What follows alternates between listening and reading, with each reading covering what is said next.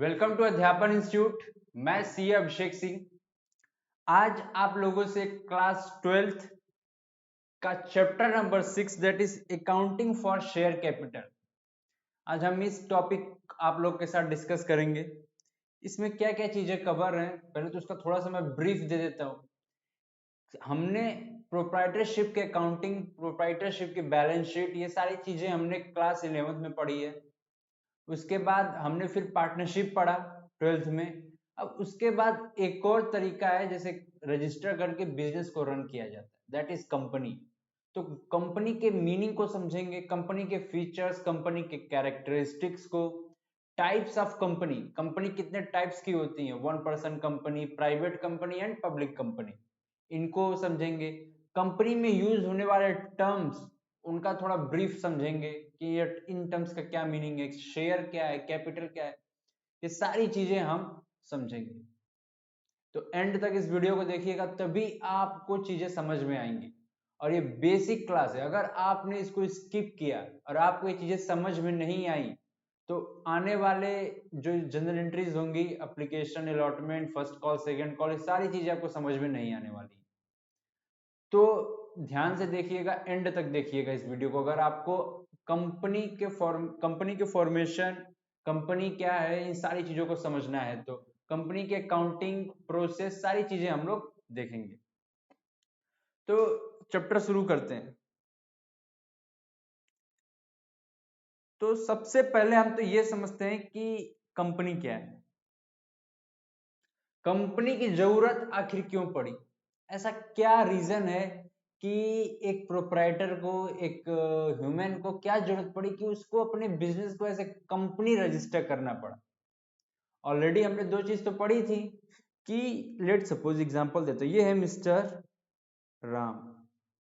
अब मिस्टर राम को अपना बिजनेस रन करना है, छोटे लेवल से समझिए, छोटे स्केल से देखिए मैं कैसे वो कंपनी तक लेकर जाता हूँ। अब मिस्टर राम जी को अपना बिजनेस क्या करना है, रन करना है। इन्होंने बिजनेस स्टार्ट किया, इन्होंने बिजनेस को स्टार्ट किया,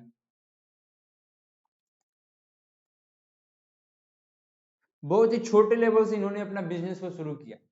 तो एज ए सोल प्रोप्राइटर इन्होंने अपने बिजनेस को स्टार्ट किया। सोल प्रोप्राइटर में इन्होंने अपना रजिस्ट्रेशन करा रखा था, जीएसटी में, चाहे जहां भी, शॉप एस्टेब्लिशमेंट एक्ट, एमएसएमई, ये सारी जगहों पे इन्होंने अपने बिजनेस को रजिस्टर कर रखा था एज ए सोल प्रोप्राइटर। बहुत ही छोटे लेवल पे बिजनेस कर रहे थे। उसके बाद क्या हुआ, कुछ दिनों के बाद, इस स्टोरी को ध्यान से समझिए, जैसे इस स्टोरी को समझ गए ना वैसे आपको कंपनी का बेस थोड़ा बहुत समझ में आएगा। अब धीरे धीरे उन्होंने बिजनेस को अपना डेवलप किया, स्टैंड किया, अपने बिजनेस को क्या किया, स्टैंड किया, बेस बनाया। अभी बिल्डिंग बनना बाकी, अभी तो ये बेस बना रहे हैं सोलो प्रोप्राइटरशिप खोल के। अब इनको क्या लगा कि जो मैं बिजनेस कर रहा हूं, लेट सपोज इनके कपड़े का शॉप है, जो मैं कपड़े का बिजनेस कर रहा हूं, क्लोथिंग का, इस बिजनेस को मैं एक्सपेंड करना चाहता हूं। क्या करना चाहता हूं, बिजनेस को मैं एक्सपेंड करना चाहता हूं और बड़े लेवल पे करना चाहता हूं, ह्यूज प्रॉफिट कमाना चाहता हूं, बड़े लेवल पे, बड़े स्केल पे इस बिजनेस को करना चाहता हूं। तो जाहिर सी बात है, जब जैसे जैसे बिजनेस ग्रो होगा वैसे अकेले करना थोड़ा सा मुश्किल हो जाता है। ठीक है, तो इन्होंने लोगों को अपने बिजनेस के साथ जोड़ना शुरू किया, एक कनेक्शन स्टेब्लिश किया। धीरे धीरे कनेक्शन स्टेब्लिश करने के बाद इन्होंने किसी के साथ पार्टनरशिप किया, पहला। दूसरा दूसरा पहला क्या था, सोल प्रोप्राइटरशिप में रजिस्ट्रेशन किया, तो वहां पे छोटे लेवल में हो रहा था बिजनेस। अब पार्टनरशिप में इन्होंने रजिस्टर किया, 2-3 लोग पार्टनर हुए, फिर से बिजनेस रन शुरू हुआ। अब बिजनेस और तेजी से बिजनेस का ग्राफ देखिए, बिजनेस यहां से शुरू हुआ था, बिजनेस बढ़ता चला जा रहा था। अब एक लेवल पे फिर से पहुंचने के बाद अभी भी इन लोग के अंदर सेटिस्फेक्शन नहीं है पैसे को लेकर, ये चीज देखिए। अब मिस्टर राम चाहते हैं, और भी दो चार श्याम घनश्याम जो जुड़े थे, वो चाहते हैं बिजनेस को और बड़े स्केल पे किया जाए, ऑल ओवर इंडिया किया जाए, ना कि सिर्फ यूपी में, इसको एक्सपेंड किया जाए इस बिजनेस को। और अब राम जी ये सोचने लगे, यार बिजनेस को एक्सपेंड करेंगे तो जो हमने कमाया है वो यार जरूरी थोड़ी ना कि सफल हो। अगर हम फेल हो जाएंगे तब क्या होगा? अब बिजनेस को रन करना है तो लोन भी लेना होगा और बहुत सारी चीजें होती हैं, लोन लेना, नंबर बढ़ाना, नंबर ऑफ पार्टनर्स, तो इसमें कुछ लिमिटेशन होती है कि आप इतने पार्टनर्स तक होल्ड कर सकते हो। इसके डिफरेंस देखेंगे तब आपको समझ में आएगा। तो पैसा भी चाहिए, बड़े लेवल बिजनेस करना है, आपके पास जितना पैसा है आपने लगा चुका है, आपने लोन भी ले रखा है, अब आप चाहते हो, आपके माइंड में आया कि यार मुझे और पैसे की जरूरत है। पहला पहला क्वेश्चन, मुझे और पैसे की जरूरत है, मुझे और इन्वेस्टर्स चाहिए और लोन चाहिए। तो यहाँ पे जब आप लोन लेते हो किसी से तो आपकी रिस्क भी बढ़ जाता है। अगर आप लोन पे नहीं कर पाओगे पार्टनरशिप सोल प्रोप्राइटरशिप में, तो आपके एसेट्स, आपके पर्सनल एसेट्स को भी सेल किया जाएगा रिकवरी के लिए। लेकिन यही सारी कुछ फीचर्स हैं जो कंपनी में प्रोवाइड कराई जाती है। ऐसे कंपनी आप रजिस्टर करके अपने बिजनेस को रन करते हो, तो बिजनेस काफी अच्छे से इनका ग्रो कर रहा था और एक्सपेंशन की बारी आ गई। देखिए, जब सोल प्रोप्राइटर थे मिस्टर राम, बड़े लेवल, कम लेवल पे बिजनेस हो रहा था, फिर पार्टनरशिप किए, अब आ गया इससे भी बड़ा, भाई खूब मजे का, मतलब ह्यूज प्रॉफिट कमाएंगे, रिस्क लेंगे।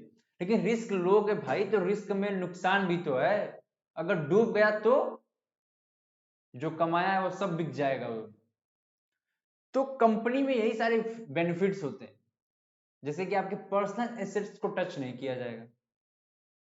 अगर इसमें भी कंडीशन होती है, if the company is limited by shares, तब अनलिमिटेड कंपनी है, ऐसा तो होता नहीं है, बहुत रेयर केस होता है। लिमिटेड बाय शेयर्स जो कंपनी होती है उनकी लाइबिलिटी लिमिटेड होती है। मैं पार्टनर, जो उनके मालिक होते हैं, शेयर होल्डर्स होते हैं, इन्वेस्टर्स होते हैं, प्रोप्राइटर होते हैं, तो इनकी लाइबिलिटी लिमिटेड होती है, इनके पर्सनल एसेट्स को नहीं सेल किया जाएगा।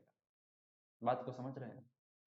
तो जब और बिजनेस को रन करने का और बड़े लेवल पर काम करने का दिन आए तो एज ए कंपनी इसको रजिस्टर कराना पड़ेगा। इसके भी कुछ रूल्स एंड रेगुलेशंस है। तो देखिए, कंपनी को एज ए कंपनी रजिस्ट्रेशन कराने की जरूरत कहां पड़ी, जब आप इसके बेनिफिट्स को समझोगे, आप इसके फीचर्स को समझोगे, कैरेक्टरिस्टिक्स को समझोगे, तो आपको और चीजें क्लियर होती चली जाएंगी। तब आप समझोगे क्या मुझे स्टार्टिंग में एज ए कंपनी करना चाहिए था बिजनेस को, कि एज ए सोल प्रोप्राइटर करना चाहिए था, कि एज ए पार्टनरशिप करना चाहिए था। ये तो सिर्फ मिस्टर राम का मैंने एक एग्जांपल लेके कंपनी का थोड़ा सा टच दिया है। क्लियर है? तो कंपनी क्या है? देखिए, कंपनी है, कंपनी की एक अलग पहचान है, कंपनी की एक अलग पहचान है। कंपनी को as an artificial artificial person भी जाना जाता है। आर्टिफिशियल पर्सन क्या है? आर्टिफिशियल पर्सन का क्या मतलब हो गया? आप उसको छू नहीं सकते, आप उसको देख नहीं सकते हो, वो साइन नहीं कर सकता है किसी डॉक्यूमेंट पे कंपनी। आर्टिफिशियल, नकली, नकली इंसान, आर्टिफिशियल, आर्टिफिशियल ज्वेलरी, जैसे कि आपने कई बार सुना होगा आर्टिफिशियल है तो ये गोल्ड का नहीं, आर्टिफिशियल है। बात समझ रहे हो? तो वैसे ये आर्टिफिशियल पर्सन हो गया कंपनी। ठीक है सर, इतना समझ में आया। कंपनी एक आर्टिफिशियल पर्सन है, ये बात आप अपने दिमाग में लगाइए। कंपनी क्या है? एक आर्टिफिशियल पर्सन है। इसके कैरेक्टरिस्टिक्स को मैं थोड़ा टच कर रहा हूँ। अब कंपनी के अंदर और क्या क्या चीजें हैं और क्या क्या फीचर्स हैं, सर समझ में आ गया कि बड़े लेवल पे कुछ काम होगा, कंपनी मतलब बड़ा चीज कुछ तो हो रहा है। इसके कुछ मिनिमम मैक्सिमम मेंबर्स होते हैं, वो सब देखेंगे। As an artificial person company को भी कहा जाता है। कंपनी का एक आर्टिफिशियल पर्सन, कंपनी की खुद की एक पहचान है, सेल्फ आइडेंटिटी है कंपनी की। कंपनी की क्या एक सेल्फ आइडेंटिटी है। अब सोचो, कंपनी का खुद का पैन कार्ड है, होने को तो पार्टनरशिप का भी पैन कार्ड होता है, लेकिन यहाँ पे कंपनी तो कंपनी का भी खुद का पैन कार्ड होता है। कंपनी एक अलग एग्जिस्टेंस है, लेकिन कुछ डिफरेंस है जो पार्टनरशिप में नहीं हो सकता था, इसीलिए कंपनी को बिल्ड किया गया, कंपनी को थोड़ा वेट दिया गया। तो कंपनी का एक अलग पैन कार्ड है, कंपनी एक आर्टिफिशियल पर्सन। अब कंपनी या कंपनी के मीनिंग को थोड़ा सा मैं आप लोग को थोड़ा सा मैं पढ़ाता हूँ कि कंपनी को मीनिंग क्या है। देखिए, कंपनी के मीनिंग को देखते हैं। पब्लिक कंपनी, प्राइवेट कंपनी, इतना समझ, बस यहीं से देखते हैं। Meaning and characteristics and kinds of company में देखते हैं। जो कोई भी जो कंपनी कहाँ पे रजिस्टर होती है, सबसे पहले ये देखेंगे कि सर हमें कंपनी एक स्टार्ट करनी है। तो सर जब कंपनी हमें स्टार्ट करनी है तो कंपनी का रजिस्ट्रेशन कहाँ पे होगा? पार्टनरशिप का रजिस्ट्रेशन करते थे तो पार्टनरशिप एक्ट में करते थे। कंपनी का सर रजिस्ट्रेशन कहाँ पे होगा? तो इसके लिए भी एक कानून है कि कंपनी कैसे बनेगी, कंपनी कैसे रन होगी, कंपनी में कितने लोग रहेंगे, कंपनी कब पेनल्टी लगेगी, कंपनी को किन किन चीजों का कंप्लायंस करना है, किन किन चीजों को फॉलो करना है। तो ये सारी चीजें एक बुक में लिखी हैं। कहाँ पे लिखी हैं सर? एक बुक में। एक बुक में लिखी हैं। उस बुक का नाम है कंपनीज एक्ट 2013। Companies act 2013। अब जब कंपनीज एक्ट 2013 को पढ़ा जाएगा, ये कानून है, जैसे आईपीसी होता है वैसे कंपनीज एक्ट 2013, ये चीज है। इस बुक में लिखा गया कंपनी क्या है, कंपनी कैसे बनेगी, कंपनी का प्रोसेस क्या होगा, डायरेक्टर होगा, मेंबर कितने होंगे, सारी चीजें इस बुक में लिखी है। इन बुक को पढ़ना है और इसी के हिसाब से हमें फॉलो करना है। बात समझ रहे हो? तो कंपनी मीन्स क्या है, देखिए कितना कितना टेक्निकल वर्ड, देखिए क्या लिखा है यहाँ पे। कंपनी मीन्स ए कंपनी। कंपनी क्या है sir? Company means A company incorporated under this act. Under which act? यहाँ पे करेक्ट कर लीजिएगा, ब्रैकेट में यहाँ पे लिख लीजिएगा कंपनीज एक्ट 2013 और any previous company law. Companies act 2013 क्या है कि जो कंपनीज एक्ट था पुराना वाला, जो पुराना वाला था उसको चेंज करके नया कंपनीज एक्ट, कुछ चीजें हमें चेंज करनी पड़ी, इसलिए नया कानून बना। उसको कहते हैं कंपनीज एक्ट 2013। और जो पुराना कंपनी था, that is previous company law, उसमें भी अगर कोई रजिस्टर्ड है, आपने सर एक नया कंपनी, आपने एक नया कंपनी शुरू किया, अब जरूरी थोड़ी नहीं है कि कंपनी 2013 में ही रजिस्टर्ड हुआ, भाई पीछे भी तो था, पीछे भी तो कोई कंपनीज एक्ट था। जी हाँ सर था। उसमें भी अगर कोई रजिस्टर्ड है तो वो भी एक कंपनी है। सिर्फ कंपनीज एक्ट 2030 में रजिस्टर्ड है तो वो कंपनी है ही। और अगर उससे पहले वाले, उससे पुराने वाले भी कंपनीज एक्ट में रजिस्टर्ड है तो सर वो भी कंपनी है। ठीक है, बात समझे मीनिंग को? मीनिंग अब इन और डिटेल में एक्सप्लेन होगा, ये तो थोड़ा सा ब्रीफ है, ब्रीफ दे रहा हूं मैं आप लोगों को। अब क्या हुआ, जैसे कैपिटल होता है, कैपिटल आपको पता ही होगा व्हाट इज कैपिटल, मुझे इसको एक्सप्लेन करने की जरूरत नहीं है। मैं अब आपको यहाँ पे शेयर्स के बारे में, व्हाट इज शेयर क्या है।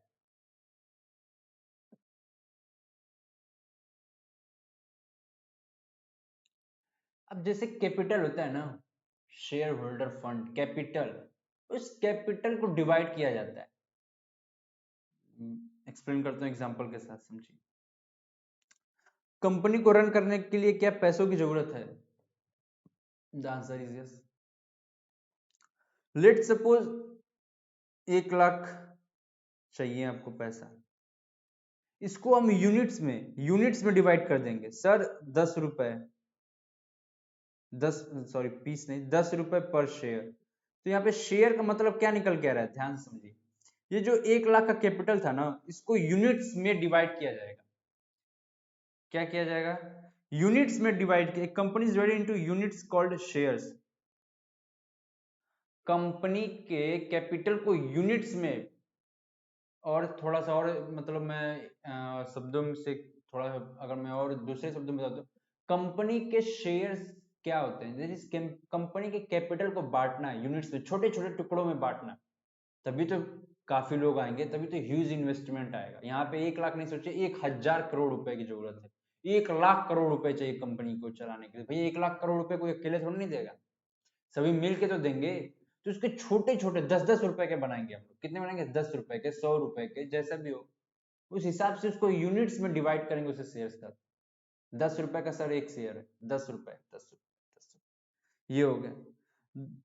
और जो इनके मालिक होते हैं इनको मेंबर और शेयर होल्डर सबसे कॉमन है, जो शेयर्स को परचेज करेंगे। आपने 1,000 करोड़ की कंपनी है, 1,000 करोड़ कंपनी में पैसा लगने वाला, आपने 10 रुपए का एक शेयर भी खरीद लिया तो आप एक शेयर होल्डर हो, आप मालिक हो उस कंपनी के। भले बहुत ही छोटा सा आपका उसमें हिस्सा सा है, लेकिन आप उसके मालिक हो। आपको भी एजीएम में का लेटर आएगा कि सर आइए हमारे एनुअल जनरल मीटिंग में प्रेजेंट हुई, अपना व्यू रखिए। खैर आप जाओगे नहीं, लेकिन आता है। ठीक है, तो शेयर होल्डर क्या होते हैं? शेयर होल्डर वो होते हैं जो कंपनी में पैसा पैसा लगाए, that is number of shares उन्होंने परचेज कर रखे हो, चाहे वो 1 हो, चाहे 100 हो, चाहे लाख हो। नंबर ऑफ शेयर्स की मैं बात कर रहा हूँ, एटलीस्ट आपने एक शेयर परचेज कर रखा हो, तभी तो आप मालिक हो गए। कैपिटल कैपिटल वही तो है मालिक का पैसा। मालिक का पैसा यहाँ पे 1 लाख नहीं, 1 लाख करोड़ है। अब 1 लाख करोड़ को अकेले लगा नहीं सकते, तो उनको छोटे छोटे टुकड़ों में बांटा गया ताकि लोग ज्यादा आए और पैसा कंपनी के पास आए और कंपनी बिजनेस को रन करे बड़े लेवल पे, बड़े स्केल पे। अब क्या होता है यहाँ पे, एक और इसके चीज को समझिए। मैंने आपको बताया था कि कंपनी है, कंपनी एक आर्टिफिशियल पर्सन है, उसका एक अलग से एग्जिस्टेंस है। अब पार्टनरशिप में क्या होता था? पार्टनरशिप में लेट सपोज अगर मैं बात करूं पार्टनरशिप में, तो पार्टनरशिप की बात करूं मैं आप लोगों से, तो पार्टनरशिप में यही होता था, number of partners, Ram ji हैं, श्याम है, घनश्याम है, ये लोग पार्टनर है। अब क्या ये तीनों लोग अगर एक्सपायर हो जाते हैं, खुदा ना खास्ता इनका टिकट कट जाता है ऊपर का, ये लोग एक्सपायर हो जाते हैं, या तबीयत खराब हो जाती है, या बिजनेस रन नहीं करना चाहते, छोड़ना चाहते हैं, सिंपल सी बात है, तो क्या पार्टनरशिप रह जाएगी? The answer is no. Partnership तो खत्म हो जाएगी सर, तीनों पार्टनर एक्सपायर हो गए, तीनों पार्टनर ने बिजनेस करना बंद कर दिया, छोड़ना चाहते हैं। लेकिन कंपनी के केस में ऐसा नहीं होगा। जो शेयर होल्डर है, जो शेयर होल्डर है, अगर वो अपने बिजनेस को नहीं रन करना चाहते तो शेयर्स अपने सेल कर सकते, उनके रहने ना रहने से कंपनी के ऊपर कोई फर्क ज्यादा नहीं पड़ेगा। अगर वो चले भी जाते हैं, एक्सपायर भी जाते हैं, तो कंपनी चलेगा, कंपनी बंद नहीं हो जाएगा। बात समझ। लेकिन पार्टनरशिप के केस में कंपनी, पार्टनरशिप फॉर्म बंद हो जाएगी, अगर पार्टनर ही नहीं रहेंगे तो फॉर्म बंद हो जाएगी। वहां पे तो इतने ज्यादा शेयर होल्डर्स हैं कि अगर एक दो चार शेयर होल्डर्स एक्सपायर भी जाते हैं तो कोई फर्क नहीं पड़ेगा। फर्क तब पड़ेगा जब वहां पे वो ह्यूज इन्वेस्टर, बस तब पर भी कंपनी बंद नहीं होगा, कंपनी अपना चलता रहेगा। बात समझिए। तो क्या हो गया? Therefore, एक artificial person is separate from its members, that is share holder से अलग चीज, अलग उसकी पहचान है। इसीलिए इंसॉल्वेंसी, इंसॉल्वेंसी का मतलब क्या? बैंकरप्ट, इंसॉल्वेंट हो गए आप, आपके पास लाइबिलिटी ज्यादा हो गई एज कंपेयर टू एसेट, आप अपनी लाइबिलिटी पे नहीं कर पाए। तो अगर होती है किसी मेंबर की, तो इससे कंपनी के ऊपर कोई इफेक्ट नहीं पड़ेगा, कंपनी अपना चलता रहेगा। कंपनी अपना चलता रहेगा, कंपनी के ऊपर कोई भी उसका इफेक्ट नहीं पड़ेगा।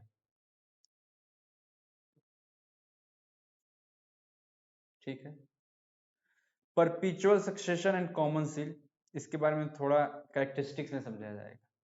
तो आपको मीनिंग समझ में आ रहा है कंपनी क्या है? कंपनी क्या है बताओ? Company means a company which is registered under companies act 2030 और any previous law, any previous company law.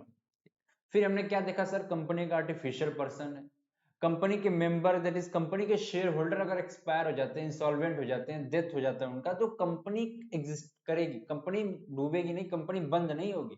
लेकिन पार्टनरशिप के केस में वहां पे फॉर्म बंद हो जाएगी, पार्टनरशिप फॉर्म आपने पढ़ रखा होगा डेथ का चैप्टर, कैसे वाइंड अप करते हैं पार्टनरशिप फॉर्म को, ऑलरेडी आपने सब पढ़ चुके होंगे सर। तो वही चीजें मैं बता रहा हूं कि कंपनी एक अलग उसकी सेपरेट आइडेंटिटी है उसके शेयर होल्डर से। पार्टनरशिप फॉर्म उनके पार्टनर्स के नामों से जानी जाती है, देखा जाए तो। On an average let suppose मेरा ही पार्टनरशिप फॉर्म है, तो वो अपने नाम से अभी उतना नहीं जाना जाता जितने वो मेरे नाम से जाना जाता। ठीक, बात समझ रहे हो? मैं उसका नाम नहीं ले सकता उस फॉर्म का, बस एज ए मैं उसका पार्टनर हूँ उस फॉर्म का। लेकिन अभी प्रेजेंट लेवल पे, ग्राउंड लेवल पे अभी वो उतना पॉपुलर नहीं हुआ, हो सकता है आगे चल के इतना पॉपुलर हो कि वो मेरे नाम से ना पहचाना जाए, उसकी खुद की एक पहचान हो जाए उस पार्टनरशिप फॉर्म की। बात समझ लो। लेकिन वहीं पे देखा जाए कि अगर कोई कंपनी होती ना, कंपनी के मेंबर्स की उतनी ज्यादा पहचान नहीं होती, कंपनी की अलग एक पहचान बन के निकलती है शुरू स्टार्टिंग से। ठीक है, तो ये थोड़ा बहुत ओवरऑल मीनिंग था कंपनी के बारे में, थोड़ा कंपनी की अंडरस्टैंडिंग थी कि आप कंपनी को समझो। उसके बाद क्या है, कैरेक्टरिस्टिक्स ऑफ ए कंपनी। सबसे पहला क्या है, इनकॉर्पोरेशन। इनकॉर्पोरेशन मतलब रजिस्ट्रेशन। कंपनी कहाँ, सबसे पहले मतलब एक बुक होती है 2013, कंपनी एक्ट 2013, उसमें पूरा प्रोसेस लिखा है कंपनी कैसे रजिस्टर्ड होगी, तो वही चीज लिखा है। It is created through the process of incorporation under the companies act 2013 में जो किताब है कंपनीज एक्ट 2013 की जो बुक है, लॉ है, उस कानून में कैसे लिखा है कि मैं बताऊंगा, थोड़ा बहुत बेसिक आइडिया तो दूंगा कंपनी कैसे इनकॉर्पोरेट होती है, हो सकता है थोड़ा प्रैक्टिकल भी चीजें मैं कुछ एक्सप्लेन करूं। तो वही मैं बता रहा हूँ कि कंपनी इनकॉर्पोरेट कैसे होगी सर, जो कंपनी से 2030 में लिखा होगा। इसकी सेपरेट लीगल एंटिटी, वही घूम फिर के चीजें से इसको रीड कर लीजिएगा, आर्टिफिशियल परपेचुअल एग्जिस्टेंस।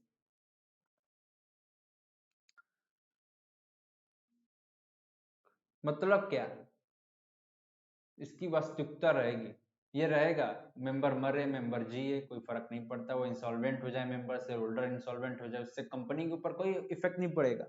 कंपनी कब बंद होगी, या तो जो प्रोसेस है लॉ में उसके तहत उन्होंने कुछ कार्य कर रखा है, या कंपनी सच में बंद होना चाहती है, तो उसका एक प्रोसेस है सर, उस प्रोसेस को फॉलो करेंगे कंपनी बंद हो जाएगी। या तो वाइंडिंग अप हो जाए, या क्या हो जाए, वाइंडिंग अप, बंद हो जाए कंपनी। कंपनी के मेंबर्स चाहे कंपनी के शेयर होल्डर ने एक रिजोल्यूशन पास किया कि अब कंपनी हम नहीं रन करना चाहते, सारे मेंबर्स मिलके स्पेशल रिजोल्यूशन।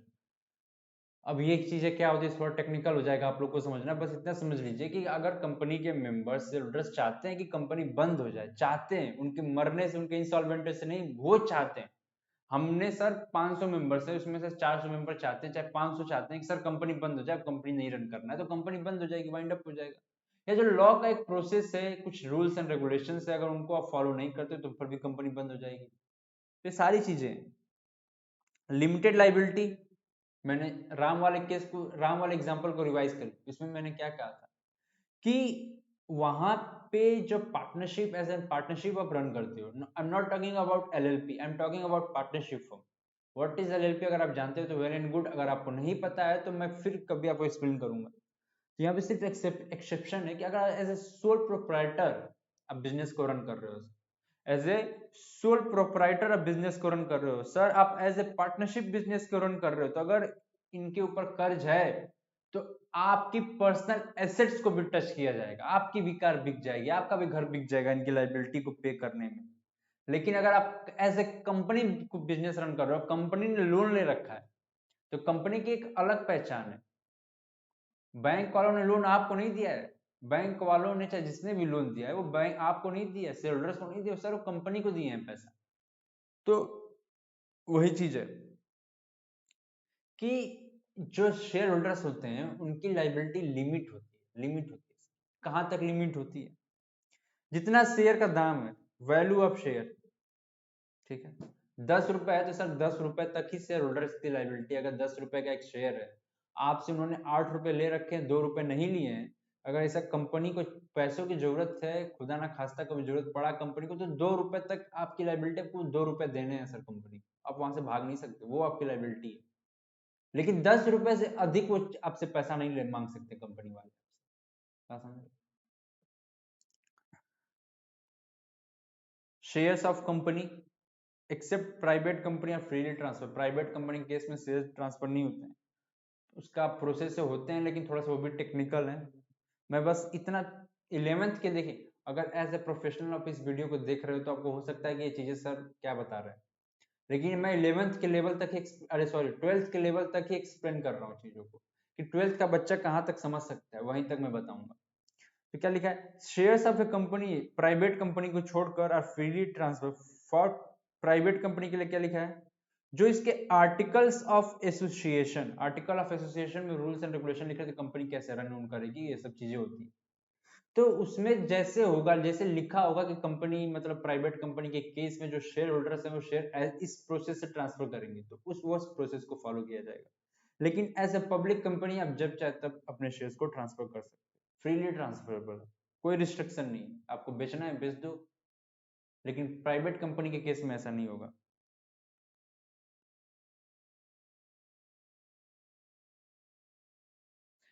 आप देखिए दूसरा चीज मैं एक और चीज बताता हूँ कि मैनेजमेंट एंड ओनरशिप दोनों अलग अलग चीजें। As a partnership, as a sole proprietor, जो मालिक होता है वही अपने बिजनेस को मैनेज भी करता है और वो मालिक भी होता है। लेकिन इन केस कंपनी के केस में सर, कंपनी की जब बात होगी तो कंपनी के केस में मालिक अलग होगा, मैनेज करने वाले अलग होंगे, और कंपनी की एक अलग पहचान। बात समझो, बताता हूँ देखो। ये सर एक कंपनी है। अब कंपनी का ऑनर अलग होगा, हो सकता है ऑनर्स में से कुछ मैनेज कर, जैसे डायरेक्टर्स, और कंपनी के जो मैनेज करने वाले लोग होंगे दैट इज डायरेक्टर्स, ये अलग होंगे सर। अलग भी हो सकते हैं, शेयर होल्डर्स भी हो सकते हैं। ऐसा नहीं कि एकदम सबको ही अलग हो, जिसको रन करना है, मैनेज करना है, वो मैनेज भी करते हैं। तो वही चीज यहाँ पे लिखी है कि ownership of company remains with shareholders. To manage the business activities of company, representatives are chosen which are known as directors. Therefore management and ownership are separate, दोनों अलग अलग चीजें। लेकिन पार्टनरशिप के केस में दोनों एक ही चीज हुआ करता था सर। सोल प्रोप्राइटरशिप के केस में दोनों एक ही चीज हुआ करता था, लेकिन कंपनी के केस में मैनेज करना एक अलग है, इसके ऑनर अलग है। काफी सारे शेयर होल्डर्स हैं सर, जो सिर्फ इन्वेस्ट करके अच्छा पैसा कमाते हैं।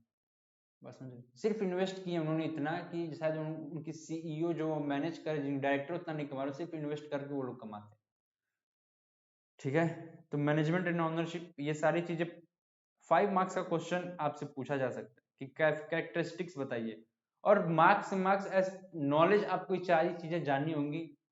आप जब CS करोगे तो सारी चीजें आपको फिर से पढ़ना होगा, उससे अच्छा अभी पढ़ के अभी इन चीजों को तैयार कर लो। कॉमन सील क्या होता है, यहाँ पे मैंने एक एग्जांपल शो कर रखा है कि कॉमन सील कैसा होता है। कॉमन सील में देखिए, अब कंपनी एक आर्टिफिशियल पर्सन है, तो क्या कंपनी किसी डॉक्यूमेंट पे आके साइन करेगा? नहीं, कंपनी तो खुद चल के आएगा नहीं, और उसके हाथ तो है नहीं कि वो साइन करेगा, तो उसका एक सील होगा। देखिए क्या लिखा, स्पीडी स्टम्प्स प्राइवेट लिमिटेड, उसका नंबर, उसका सिन नंबर एंड ऑल दोस, ये लिखा रहता है, मतलब कि इसका स्टैंप लग गया किसी डॉक्यूमेंट पर, मतलब कंपनी ने साइन कर दिया। और कुछ अथोराइज पर्सन होंगे वो भी साइन करेंगे, और फिर कंपनी का स्टैंप भी लगेगा, कॉमन सील उसे। एक कंपनी, यहाँ पे लिख लीजिएगा, एक कंपनी कैन नॉट साइन और enter into any contract on its own by signing the documents. Therefore, a common seal is maintained by many companies to affix it in all important documents of the company. जिससे ये पता चले sir company ही है, company ने authorise कर रखा है, जो कंपनी के मेंबर्स है, जो अब ये समझिए कि ये कंपनी है। अब कंपनी तो एक आर्टिफिशियल पर्सन है ना, अब कंपनी के बैक में भी तो लोग हैं ना, जो कंपनी को सपोर्ट, जो कंपनी को खड़ा किए हैं सर, शेयर होल्डर। तब ना जाके कंपनी का कोई एग्जिस्टेंस है, नहीं तो अगर शेयर होल्डर से नहीं होते तो कंपनी कहां से बनती। तो ये जो शेयर होल्डर्स है, पीछे से काम कर रहे हैं, इन्होंने पैसा लगाया है, जो मैनेजमेंट, जो डायरेक्टर्स है, वो भी सर काम कर रहे हैं। अब कंपनी को किसी डॉक्यूमेंट पे साइन तो कर नहीं पाएगा, तो इसीलिए वहां पे स्टैंप लगा दिया जाता है। अब कुछ लोगों को अथोराइज किया जाता है कि सर इनके अथोराइज ये साइन करेंगे, जैसे डायरेक्टर साइन कर दिए, जिनको अथोराइज किया गया, और स्टैंप भी लग गया कंपनी का। ठीक है, तो कॉमन सील मतलब स्टैंप, आप इतना समझ लो, कंपनी का स्टैंप। अब थोड़ा सा डिफरेंस को देख लेते हैं, ये मैंने बता दिया है आपको ना स्टार्टिंग में, ये डिफरेंस बिटवीन, ये सारी चीजें मैंने आपको बताया है।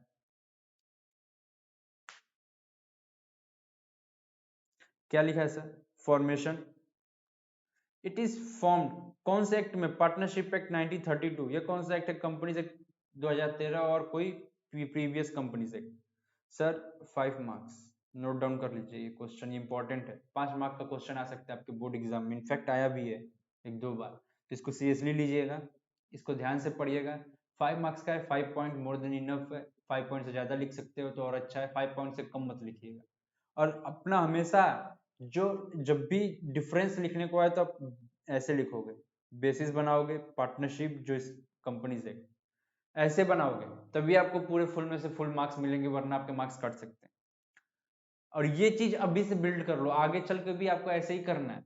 ये नहीं कि लाइन खींचे बस शुरू हो गया डिफरेंस, यहाँ पे कुछ और लिख दिए, फिर कुछ और, फिर कुछ और, फिर कुछ, ऐसा नहीं। बेस क्या है डिफरेंस का, इन दोनों लोगों के डिफरेंस करने के साथ बेस क्या है, उस बेसिस को आपको यहाँ पे नोट डाउन करना है। उसके बाद पार्टनरशिप, उसके बाद कंपनी, चाहे जो जिस जिस टॉपिक के ऊपर आपको डिफरेंस करना है वो टॉपिक का नाम आप लिख दोगे। फॉर्मेशन क्या है सर, जो पार्टनरशिप फॉर्म है, पार्टनरशिप एक्ट 1932 और जो कंपनीज एक्ट, कंपनीज एक्ट 2030 और एनी प्रीवियस कंपनीज एक्ट।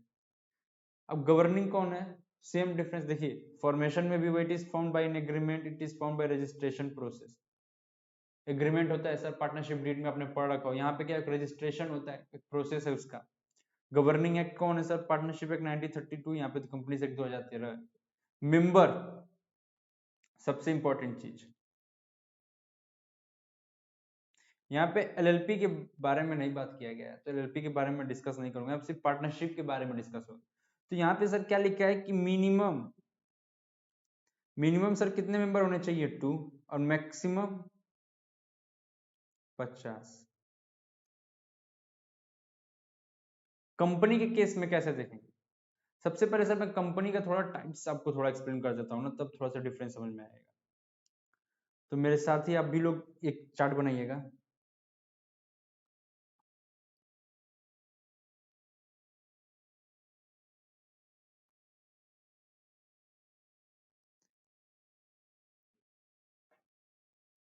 देखिए कंपनी में जो 3 बता रहा हूँ ना, यही आपके सिलेबस में कवर किया गया है, तो मैं इन्हीं 3 चीजों के बारे में, कंपनी तो ऐसे बहुत सारी होती हैं, मतलब और भी थोड़ा डोरमेंट कंपनी, स्लीपिंग कंपनी, तो इन सब चीजों के बारे में नहीं, जो 3 कंपनी जो डिस्कस की गई है आपकी बुक में उसके बारे में बताता हूँ। सबसे पहले होती है सर 1% कंपनी। 1% कंपनी क्या, इसके नाम से ही आपको समझ में आ जाएगा। 1% कंपनी, फिर बनेगा प्राइवेट कंपनी, अब इसके बारे में भी डिटेल में डिस्कस किया गया। अब फिर आ जाता है हमारा पब्लिक कंपनी। इन तीनों के डिफरेंस को मैं आगे चल के बताऊंगा, अभी बस इतना अपने माइंड को समझने दीजिए कि कंपनी ये हो गया आर्टिफिशियल पर्सन, कॉमन सील, जितना भी मैंने आपको बताया, रजिस्ट्रेशन उसका कंपनी एक्ट 2030 में होता है, उसके ऊपर कानून कंपनी एक्ट 2013 का लगता है। उसके बाद कंपनी कितने टाइप्स की होती है आपके सिलेबस के हिसाब से, that is 1% company, private company and public company. 1% company, अब देखिए मैंने जैसे पीछे बताया था आपको कि सोल प्रोप्राइटरशिप बिजनेस को बड़ा किया, फिर पार्टनरशिप, फिर कंपनी में गए। अब कंपनी में भी स्टेप है कि सबसे पहले एक ही बार नहीं बड़ी कंपनी बना लेंगे, सबसे पहले छोटी कंपनी शुरू करेंगे सर। अगर आदमी सिर्फ अकेला चाहता है कि मैं कंपनी को रन करूं, तो वो 1% कंपनी, इसमें सिर्फ एक ही शेयर होल्डर होगा, एक ही मेंबर होगा 1% कंपनी में। प्राइवेट कंपनी और एक हो जाता है पब्लिक कंपनी। इसके डिफरेंस, इन तीनों के डिफरेंस को हम डिस्कस करेंगे कुछ टाइम बाद, आगे इतना आप समझ गए, उसके बाद इस हेडिंग को आप समझिए। यहाँ पे क्या लिखा गया है, इस पॉइंट को ना, जो मेंबर वाला पॉइंट है, ये 1% company, private company, public company के केस में भी आपको हेल्प करेगा। तो क्या लिखा है, it should have minimum of 7, public company के केस में, पब्लिक कंपनी में बना लीजिएगा, यहीं पे मैं बनवा देता हूँ। पब्लिक में मिनिमम कितने, 7, मैक्सिमम नो लिमिट।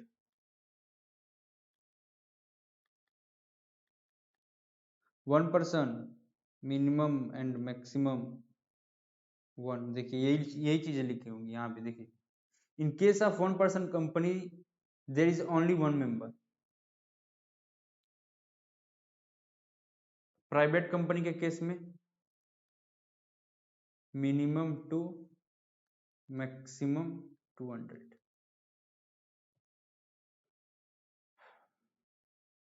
पार्टनरशिप के बारे में बताइए, पार्टनरशिप में कितने थे, पार्टनरशिप में कितने थे मिनिमम, क्या अकेले पार्टनरशिप शुरू हो जाएगा, आंसर इज नो, कम से कम 2, अधिक से अधिक 50। ठीक, तो जब प्राइवेट कंपनी, सॉरी, जब पार्टनरशिप और कंपनी के डिफरेंस के बारे में, तो ये सारी चीजें लिखी ना पड़े, और जब इन तीनों के डिफरेंस के बारे में डिस्कस किया जाएगा, तो वहां पे मेंबर्स लिख के, इनके में सर पब्लिक में सर 7 होते हैं, मैक्सिमम कोई लिमिट नहीं होती है सर, प्राइवेट में sir minimum 2, maximum 200, and one person के केस में मिनिमम मैक्सिमम वन, एक ही आदमी हो सकता है। लाइबिलिटी के बारे में मैंने आपको बताया था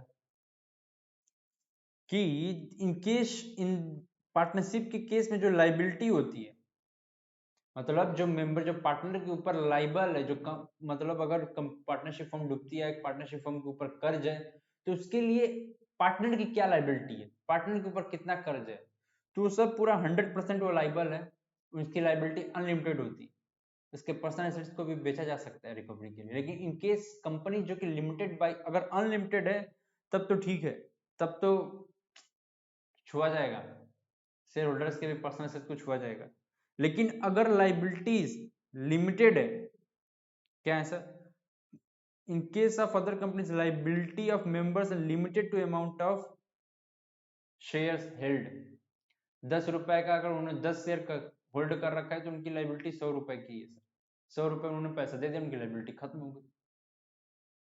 लेकिन अनलिमिटेड पार्टनरशिप केस में अनलिमिटेड है, और एक और कंपनी है company registered as an unlimited liability, जहां पे शेयर ऐसा कोई रजिस्ट्रेशन मैंने तो अभी तक नहीं देखा है, मे भी हो।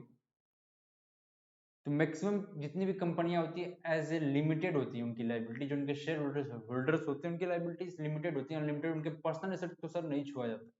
अब उनके पर्सनल, हाँ कुछ केसेस हैं यहाँ भी एक्सेप्शन है, लेकिन उस एक्सेप्शन के बारे में नहीं मैं डिस्कस कर रहा हूँ। इतना ही सिर्फ आपको समझा रहा हूँ कि सर वहाँ आपका जो कंपनी है, कंपनी में आपकी लाइबिलिटी लिमिटेड है up to the value of share.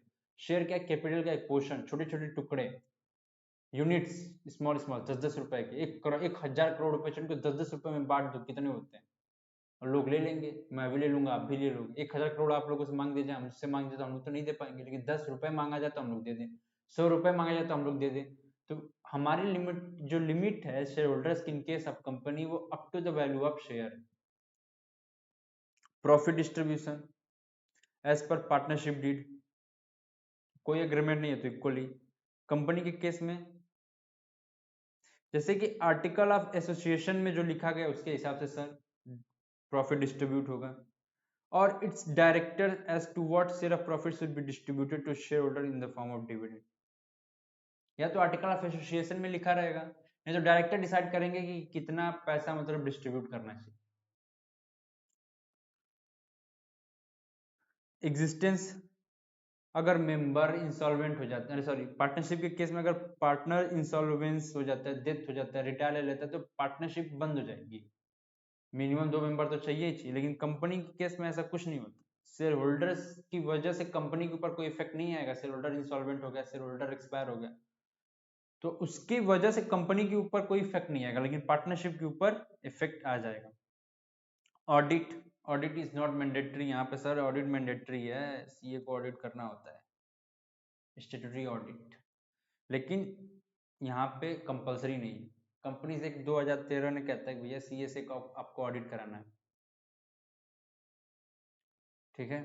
तो ऑडिट इज मैंडेटरी। ऑडिट मतलब क्या, चेकिंग कि इन्होंने कंप्लाइंसेस कर रखे हैं कि नहीं, इनकी बैलेंस शीट, इनकी पी&एल सही से बन रखी है कि नहीं, ये कहीं चोर तो नहीं है कि अंदर ही अंदर पैसा चुरा तो नहीं रहे हैं, उनको चेक कौन करेगा, तो चेक तो करना पड़ेगा ना सर।